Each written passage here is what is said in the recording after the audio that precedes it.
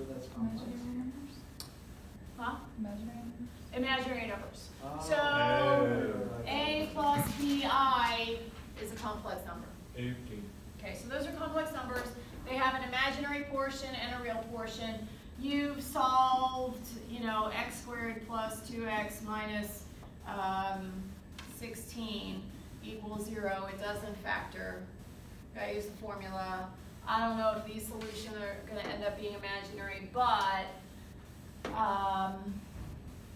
I do it in general, you know, ax, well, I don't want to do that because these a's and these b's are different. But, so, we've dealt with a bunch of complex numbers. So 5.1 is going to be review of complex number calculations. So, for example, what does I represent? -1. Oh, square root. Square root of -1, and I squared is equal to -1.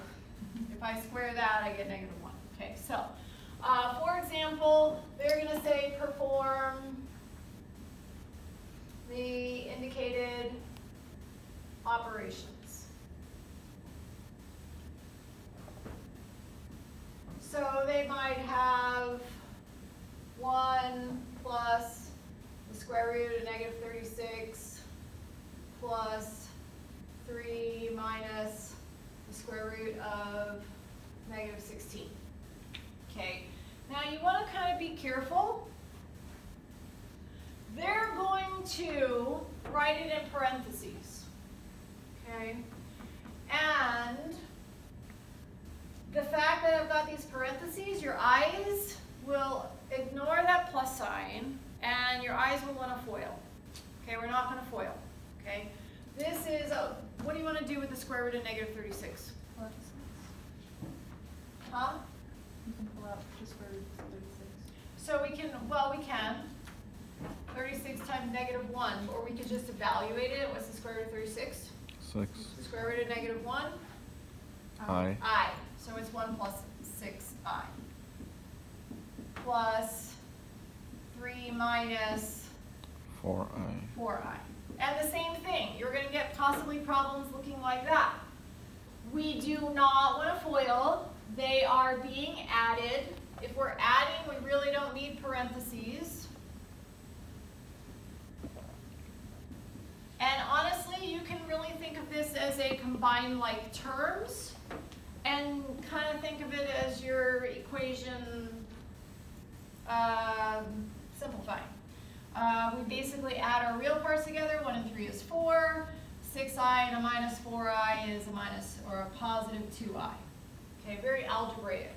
But you're adding the real number part and the imaginary number part. So your complex number is made up of 2 parts most of the time. The real number, real part, and then the imaginary.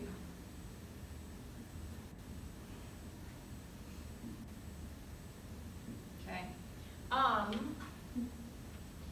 Just as I don't necessarily personally care so much. The textbook will say express your answer in a plus bi form. So if you're expressing in a plus bi form, and we have just the number 4, they're going to write it as 4 plus 0i. If we have minus 5i, they're going to write 0 minus 5i. Okay, so how much does that really matter? Okay, but just, you know, not to get super confused. Why are they writing it? They're writing it that way because they said express your answer in a plus bi form. All right. I do want to actually take, so now we're going to say 1 plus the square root of -36 times 3 minus the square root of -16. Okay, now we are going to multiply these together. And the thing that you must do so that you don't actually get the wrong answer is put in I form first.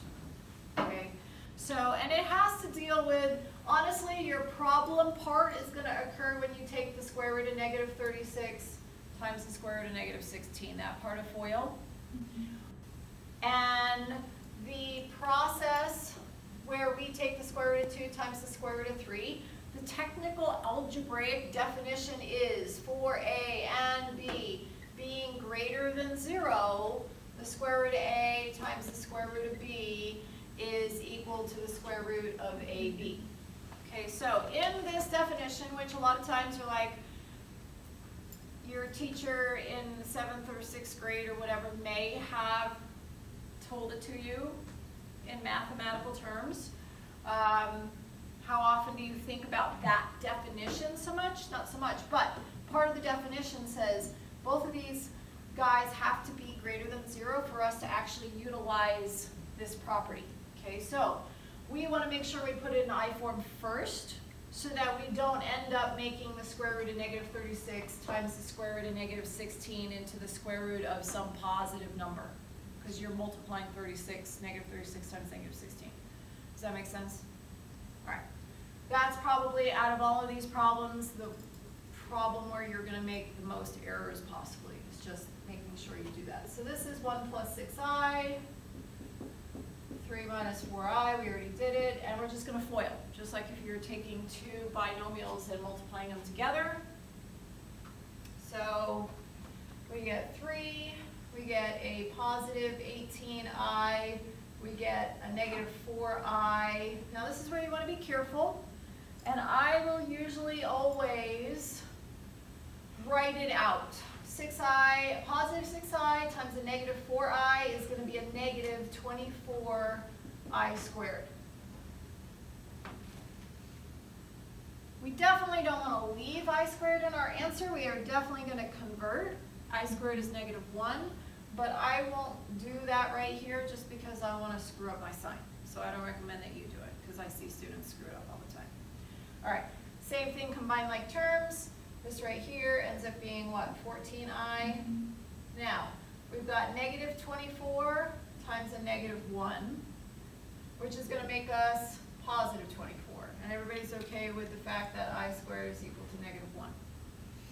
Okay, now the other part where students will do this correct, and then they still get the wrong answer, is they just kind of say, oh, wait a minute, it was minus, and they say 3 minus 24.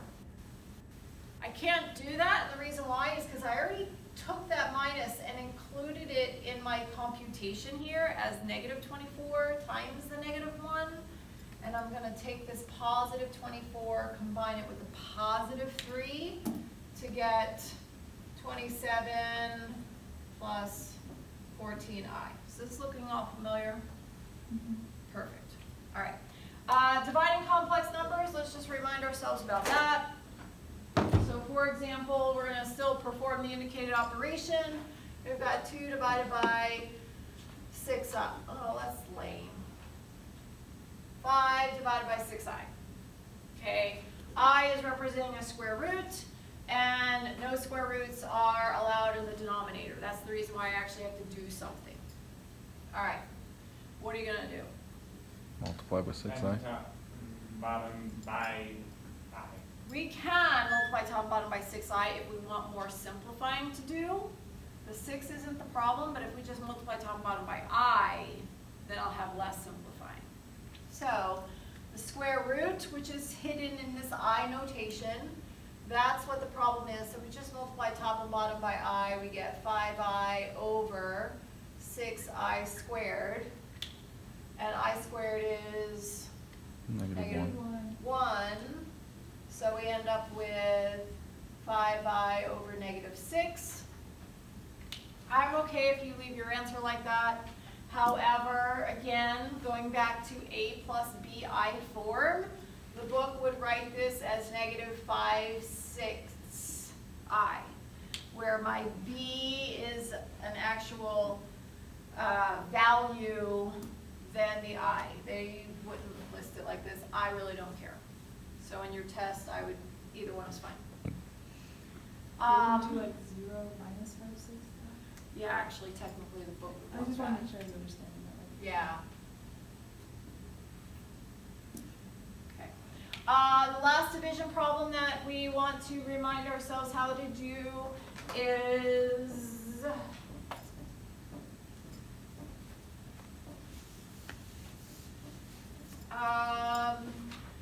divide 3 over, all the answers, well, it's all right, I'll just 3 divided by 2 minus I.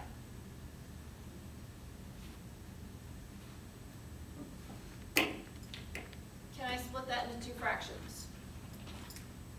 No, why can't I split it into 2 fractions? Because the subtraction limit is in the denominator. Okay, be careful, don't say, oh, remember 2 minus remember I. Okay, I can't split it because my subtraction's in the denominator. I don't like this because I actually have a square root in the denominator. So what do we do? Common denominator. We're going to multiply by the conjugate. So this is exactly like if you had 6 over 1 minus the square root of 5. We have to multiply top and bottom by the conjugate. So we're going to have to invoke parentheses there. 2 plus I, 2 plus I. Honestly, sometimes I don't multiply this out until I have to. Whoops. Sometimes that denominator will give us a value that will simplify with the 3. Okay. What do I get? I get 4 minus 2i plus 2i. They cancel out. They're 0. Be careful about this. I get negative 1 times negative I times a positive I is a minus I squared. So I squared is negative 1, so this is really 4 minus a minus 1, which is 5. So 5 is not going to cancel with the 3, so I might as well distribute. And then again, in a plus bi form, that's not a plus bi form. We're just going to, now we split it up into 2 fractions. So we get 6/5 plus 3/5 I. I'm fine if you leave it like this, doesn't bother me. Okay, but the book is going to write it like this because they said a plus bi form. All right, let me just chill for a second. Are you excited? This is easy in review. Yes. Do you guys remember your powers of I? No. No. All right. I think that's, well, beside, yeah. Oh. Okay. You know what? They put that in the directions. It's fine. All right. So powers of I.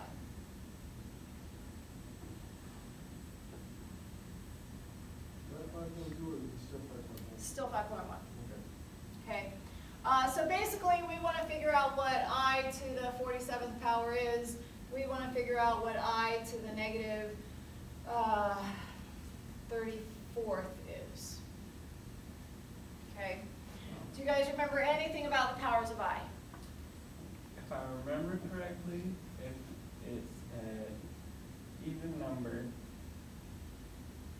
you get a negative 1. Not quite. All right. When I I to the first is I. Okay. You can generate this chart. You do not have to memorize this chart. Okay. It takes you all of about 2 minutes to generate. All right. I want to end up with I squared. And I want to figure out I cubed, I to the 4th, I to the 5th. You will only do part of this, but for right now, we're just going to do a little bit more than we need. All right. What can I do to I to get I squared? How about we multiply by I, which means we're going to multiply both sides by I. So if I just take the I to the first is I, and I'm going to multiply both sides by I, this side I get I squared. Over here, I times I is, which is, oh, we already know I squared is negative 1. Whoops, I could have wrote that in. Oops. All right, same thing. How can I get I cubed? I can multiply this side by I can multiply that side by I get I cubed. Over here, I get minus I. Be careful. Oh, is that what you said? Yes. Oh, perfect. All right, same thing. Multiply both sides by I get I to the fourth. Over here, I get minus I squared, which is minus a minus 1, which is plus 1. And then you're like, okay, I to the fifth. So we're going to multiply both sides by I. 1 times I. Multiply both sides by I to get I to the sixth. I get I to the sixth. I times I is I squared, which is, wait a minute, this looks very familiar. Multiply both sides by I get I to the seventh.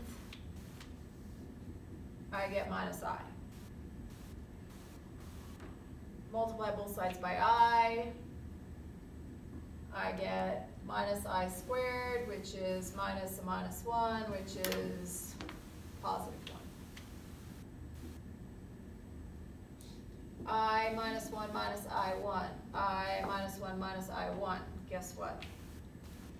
It will keep repeating and repeating in that unit of 4. Okay, so this is how I do it. I've actually seen students do it other ways on tests, so they must have learned it from a different teacher that way. And what we can focus on is that I to the fourth is 1.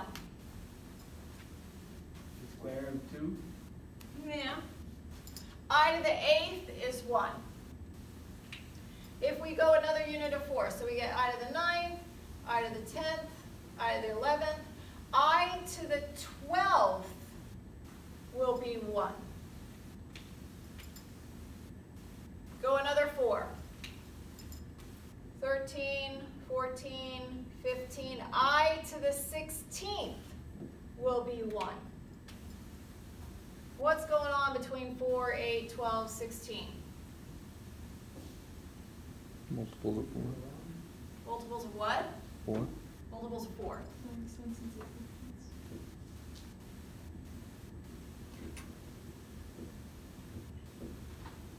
Okay, so how do I do it? Well, what multiple of 4 do you know that's close to 47? Because 47 is not a multiple of 4. 36. 40. 40. 40. 48. 48. 40 isn't quite so close, but 44 or 48. 47 is right in the between. Okay, so 48, I to the 48th is going to be here, which means I to the 47th is equivalent to backwards, right? So I to the 48th is 1, which means I to the 47th is minus I. Or you could have said, well, if this is 44, then 45, 46, 47. I get that way either way. So you can do a multiple higher, multiple lower, it doesn't matter. Okay. Negatives. If you put 0 in here and you go backwards, now you're taking the pattern backwards and the multiple of 4 thing doesn't work so hot. What can you do with a negative exponent? 1 over. 1 over. Whoops, that was supposed to be I to 34. You do this, and now you're done. Well, okay, you're not done. But now I go say, okay, let's just get a positive exponent. What is a multiple of 4 that's close to 34? 32. 32. So this is going to be 32. 33, 34, so that is equal to 1 over negative 1, which is negative 1.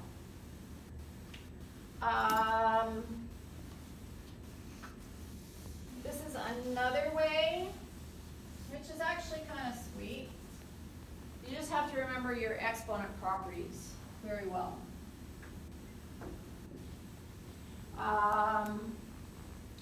This one, so if you consider all the possibilities of positive I and negative I, positive 1 and negative 1, the cycle is a unit of 4 things that keep rotating through. If we actually want to focus on the fact that I squared is negative 1, every integer is either related to I squared or is off because it's odd. So it's either even or it's odd. So 47. I squared to the what power? So if this is 23rd, that's 46, right? But I didn't want 46, I wanted 47. I don't know if you're gonna like that notation better, or you might like to write it like that. So that's I to the first. And this is gonna rely on exponent properties, so let's just kind of remind you exponent properties for just a second. If you have x squared to the 5th, so if I have a power to a power, what do I do with those exponents? Multiply. I multiply them, so I get x to the 10th, so right here, that's how we're getting 46. Now, what if I do the other type of situation that we have a lot when we're dealing with exponents is not raising something to a power, but I got x squared times x to the 5th. We take our exponents and we add them and get 7. And so basically, we're trying to break 47 down and so that we have 2 times a big number and then either add 1 or not have to add 1. This is actually equal to that, but I squared is negative 1. Negative 1 to the 23rd is negative 1 times I is minus I. So this is kind of sweet. That uses a thing that you can generate fairly easily, and then just know that multiples of 4 are key. This, you have to be very comfortable with your exponent properties. All right, how you guys feeling? All right.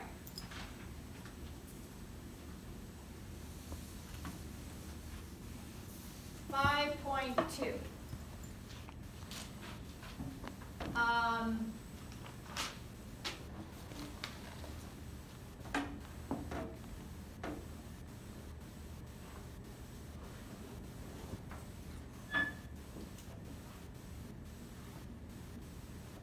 Trigonometric form of complex numbers. Okay, so we are, not today, but next week, this is where we're going to work our way toward. I don't usually write goals on the board, but this is our goal for Monday. No, it's actually Wednesday. Well, yeah, Monday. Find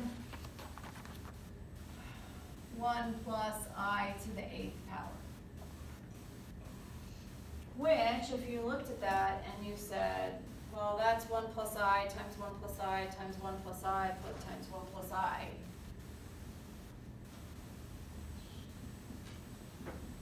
You've got to be kidding me. She's going to make us, like, multiply this out 8 times. I don't have time for that. Don't they have like I that? do see students do that on their test. 97% of the time they get it wrong. What's They that make- triangle thing? Huh? Don't they have like a triangle Pascal's oh, yeah, yes. Pascal's triangle. You could, if you remember Pascal's triangle or the binomial theorem, you could apply that. Most of them don't. They go for foiling. Okay, but we're not even going to do this. We have super fabulous easy method. The one thing it relies on is taking our complex number and putting it in trigonometric form. Okay, so for example, what we're going to do is we're going to just kind of start out graphing.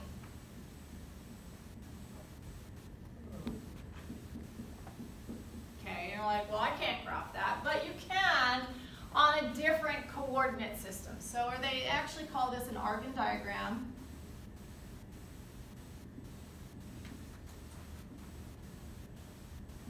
where this horizontal axis is representing our real number, and our vertical axis is representing our imaginary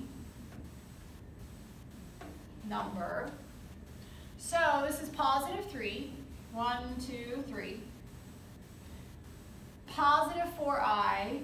1, 2, 3, 4. So this point right here is 3 plus 4i. I don't know why I wrote parentheses around it. Sometimes we write them as points, and sometimes we can also express them as in a diagram as a vector. Okay? And if we think about it as a vector, it kind of helps. There's one thing, so a lot of times, for whatever reason, they use the letter Z for an imaginary number. Okay, just like we love to use X in any algebraic expression. Okay, so it's typically Z. Okay, we are going to have, and I don't do this a lot, but we're going to put it in there. You have one of your homework problems. The absolute value of Z.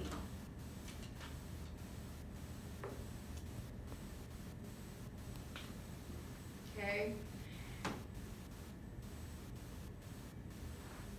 I like to just relate it to the length of the magnitude of that Vector.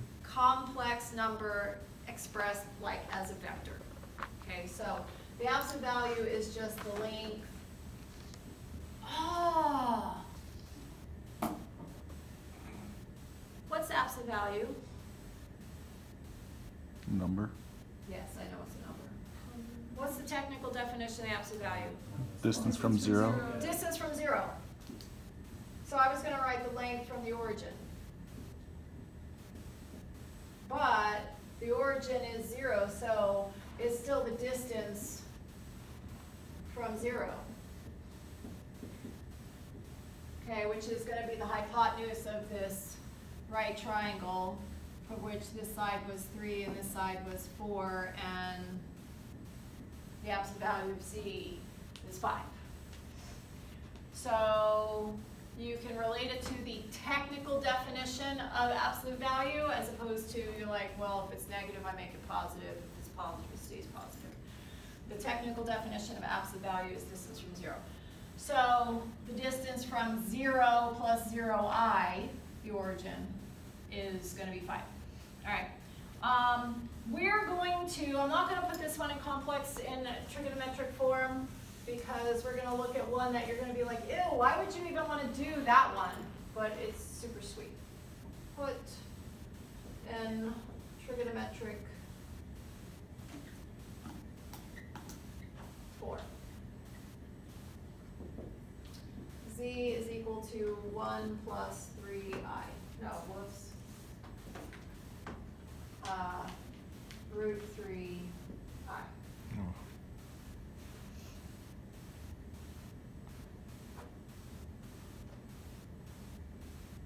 Okay. Okay, so the real part is 1. The imaginary part is up root 3. Here's my Z. That looks like a special triangle. Okay, totally is special. 1 root 3. Okay, so trig probably needs, I need R and theta. This is one reason why I do polar coordinates back when we were doing it in the last chapter, because it's going to be super helpful here. So our R length is, I hope you all can, you should know that like the back of your hand, 2. And what's theta? What goes opposite of root 3? 60. 60. So R is 2, theta is 60 degrees. All right.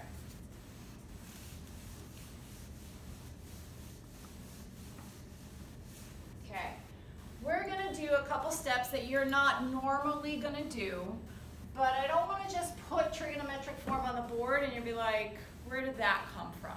So we're going to go through a few steps for all about 2 minutes to understand how does 1 plus the square root of 3, you know what, I'm going to write my I in front like you probably are happy doing. Okay, so we're going to go back to our old friend, and we kind of reviewed this with polar coordinates. This is x, this is y, this is r. Here's my theta. Sine of theta is y over r, and if we multiply both sides by r, we get that y is r sine theta. Nothing new, we did this when we were doing our polar coordinates. We also know that cosine of theta is x over r. If we multiply both sides by r, we can also say that this horizontal length x is r cosine theta. Okay, so this horizontal length 1 can be written as, instead of 1, I want to incorporate trigonometric form, which uses r and theta. So this x, that horizontal is r cosine theta, so that means our r is 2. Oh, here, let me write that in green because it would match the green. 2 cosine 60 plus. Okay, so the root 3 is vertical, which is y. So this is, the root 3 is r sine theta, which, if it's okay, I'm going to write my I out front. But r is 2 sine 60. Whoops.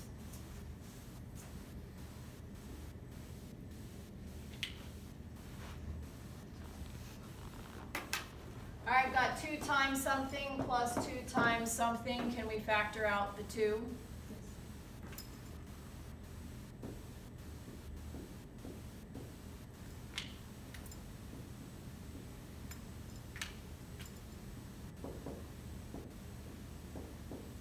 Okay, so trigonometric form of any complex number is going to be r, let's go black, that's r, cosine theta plus I sine theta. Once we've determined the r, which is the hypotenuse of that triangle, and the theta is the theta with respect to the origin, just like we've always been doing. Okay? So this right here is trigonometric form. This is in general, this is for this particular problem.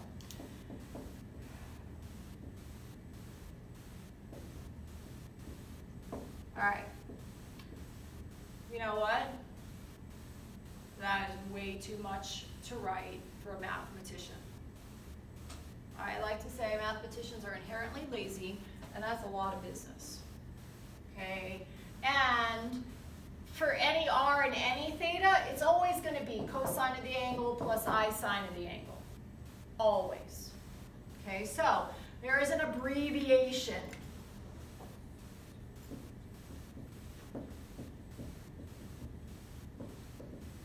Whoops, abbreviation of 2 B's? That looks weird. Yeah, that looks better. All right, so the abbreviation is r cosine I sine theta. Although, when you go to the math lab, they'll say r cis theta. If you force yourself to say r cosine I sine theta, it will help you go back to that form as you're getting used to taking a polar, if I say polar, I mean trigonometric form. Trigonometric form of a complex number into this right here is called rectangular form.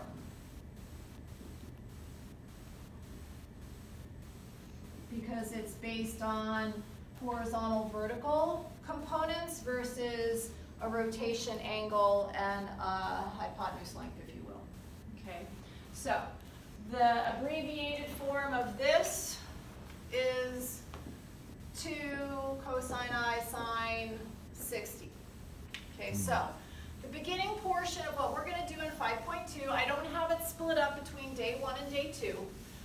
Okay, if you get to the portion of 5.2 where it says multiply these two trigonometric forms together, we haven't done that yet. You absolutely can look at the problems. It's not that hard if you want. Okay, but up through, let's see,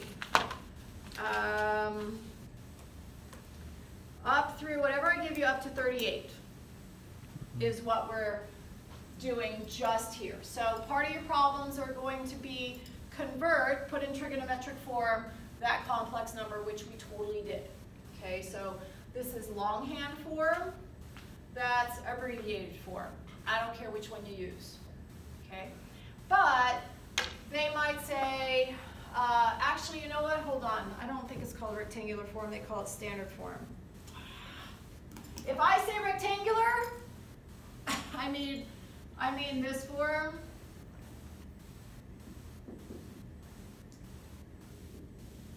Okay.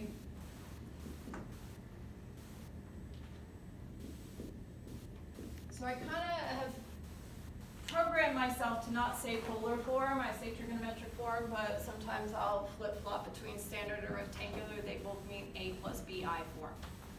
Let me write that here. A plus BI. The book will use standard form, and I will try to make sure my language goes that way. Okay. Find standard form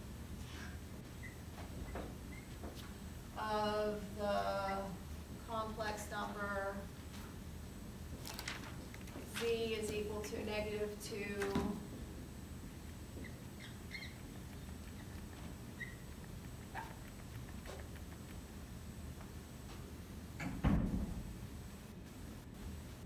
Okay.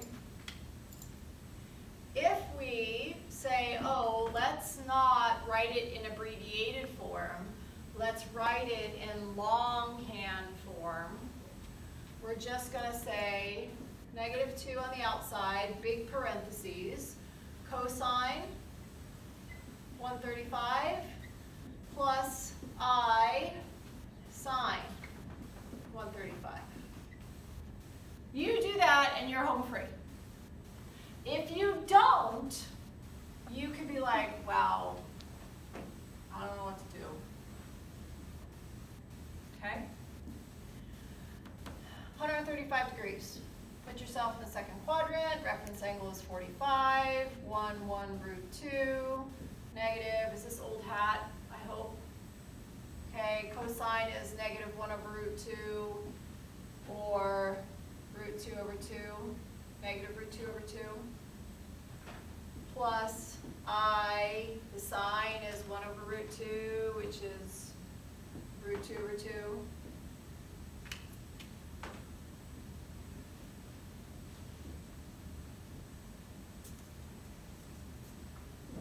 But if we rationalize it, and now we're going to take this and multiply the -2 through, which is just distribute. So a negative times a negative is a positive. The 2 in the denominator is going to cancel, so this ends up just being the square root of 2. When I distribute here, the 2 is going to cancel, but it's going to be negative root 2. And the book will probably write it as the square root of 2 minus square root of 2.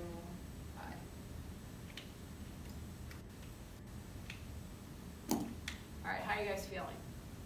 I thought I would have time to answer any questions that you might still have for your review of your test, but I'm sorry I don't. Did everybody see the Canvas